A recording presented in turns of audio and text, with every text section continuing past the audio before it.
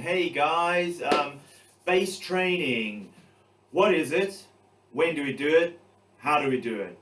Let's get into this.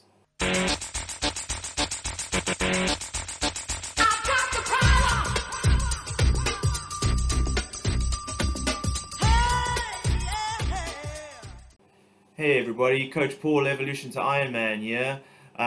Today we're going to talk about base training.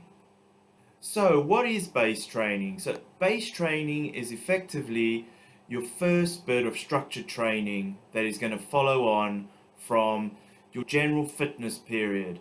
I wouldn't say you should go into base training with no fitness. You generally need to be have a reasonable level of fitness before you go into base training. Moving on from that, what is base training? Base training is effectively your training of your aerobic capacity and your endurance, and it's the most critical part of training for an Ironman distance event. It's your endurance base that you're putting in place, getting ready for all of the future more highly intensive bits of training to take your fitness to the next level. So, when do we do base training? Well, I think the name says itself. It's the base that needs to be done at the beginning of the season. Base training is typically done in three blocks. You could say there's your base one training, your base two training, and your base three training, each one following on from each other. Another way of explaining this is what we call base one and base two would be general preparation, and base three would be specific preparation, where effectively your training becomes a bit more specific and focused on your race. What I would also say is for the novice athlete, generally base training can be done the whole way through up until race time. The endurance is the most critical thing for Ironman racing. So if you haven't done this before, focusing on your base training and your endurance is going to give you the best possible outcomes in a long distance race. Right, so how do we do base training? Well, I'd say probably the most important thing that you need to understand and figure out would be your heart rate zone 2. Heart rate zone 2 is pretty much your aerobic heart rate zone, where you need to spend the majority of your time training in the base period. I'm not saying you have to do everything in zone 2. Some intensity work, higher intensity work, is definitely still useful and good to be part of your training plan, but understanding your heart rate zone 2 and then training within that zone is probably the key to getting your base training correct.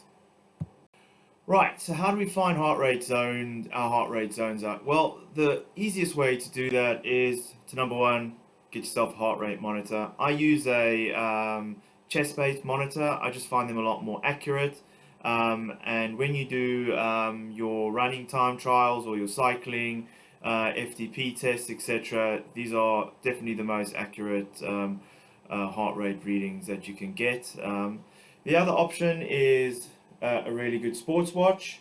Garmin, for example, like this. It's a great product. What I would then do once you have these things is do for each of your sports. For running, I would do a 20-minute time trial. This would be running at my maximum capacity for 20 minutes. That'll give me my effectively my VO2 max threshold for running. And for biking, I would do something like a FTP test, which once again should give me my maximum heart rate for cycling. Once I have these maximum heart rates defined for each of the sports, and also using my sports watch, understand what my resting heart rate is, I can then go and use a app like Training Peaks, where I can fill all these metrics that I've measured onto their system, and it'll pop it all out for me. Right, so there we got zone 2 heart rate defined.